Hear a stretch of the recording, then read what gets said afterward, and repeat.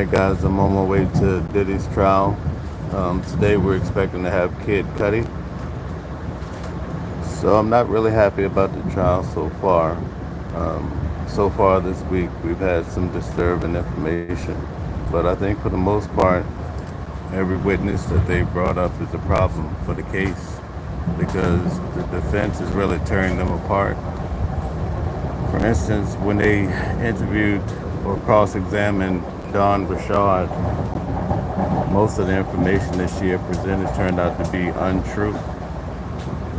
And I think that that's going to disrupt the outcome of this trial potentially. I mean, the prosecutors are laying out a really nice case, but each day as I sit into the courtroom, I notice that the jurors are making a lot of facial expressions that would lead you to believe that they are hearing some things that are just not matching up. We're going into, I believe this is day 9. Yeah, today is day 9. So if Kid Cudi comes in and he says that Diddy blew up his car, which Cassie kind of alleged to, that his car was set on fire, that's going to be another shoe that drops in this case.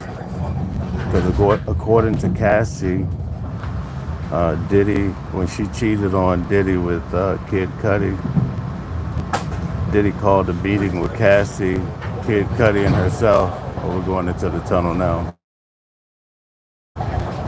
They called a meeting, and in that meeting, basically Diddy insinuated that he had destroyed Kid Cudi's car. Well, today we're going to find out for real, is that true?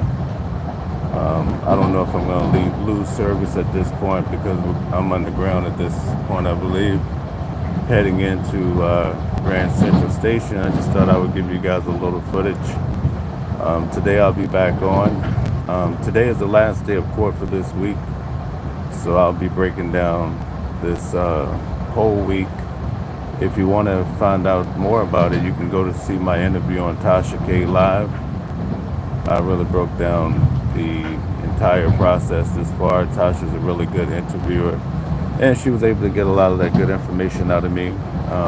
We're going to be doing this continually, and I'm excited about it. Stay tuned as I bring you more information. Before I take off, though, I wanted to say this one point.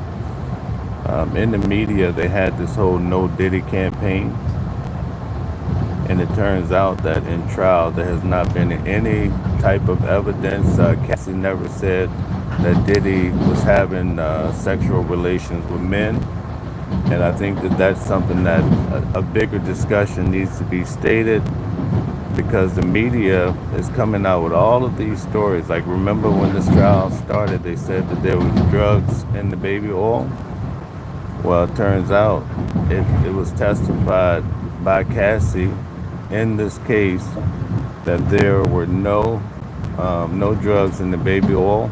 The only thing they did with the baby oil was run hot water over it so that when they had these interaction with sex workers, their bodies would be super shiny.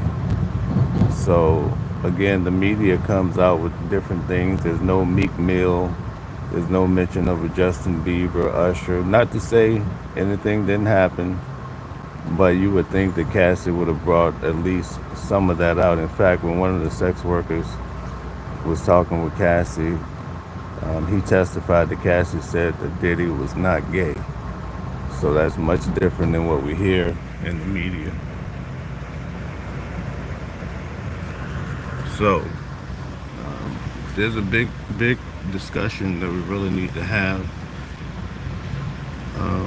about how people's lives can be destroyed by means of lies. And not to say that Diddy didn't do things wrong. I'm just saying we really need voices out here that are spreading accurate information. We have a lot of great channels out here. Tisa Tells is here. I was on her live. You could catch me over there, I think 2 mornings ago. We have Armand Wiggins, Make It Make Sense, Secret Service Sam. We have a lot of people, a lot of good people putting out good information. We also have a lot of the media, but again, you have to be able to decipher what's true and what's not. So I'll be back on later. Um, I'll be spreading more truth as we go on. I'm only expressing what I hear in court and not just adding all these salacious stories.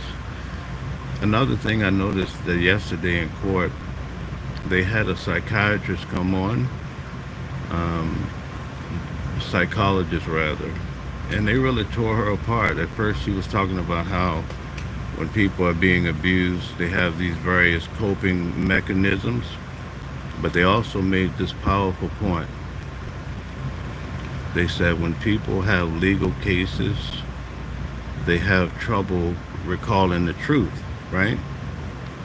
But when the case turns to be a civil suit, now all of a sudden all of these memories come back because now there's a potential to get money out of the trial.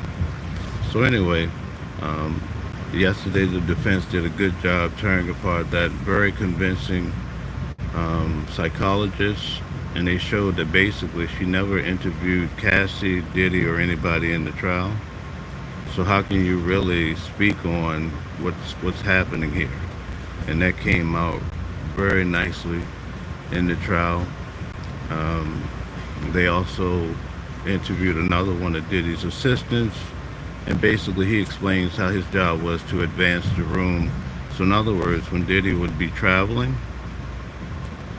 he would have to, in the hotel room, he would put the baby oil, the drugs, all of these things would be laid out just the way that Diddy would like it so that they could perform in accordance. So that came out yesterday. But the most striking thing that I'm starting to see in this trial is that Cassie's mother and also Cassie's best friend, the defense did not really try to cross-examine them too tough because it seemed like they were just trying to get them to paint a picture that Did was a nice, cool person because they didn't want to get into those hard facts.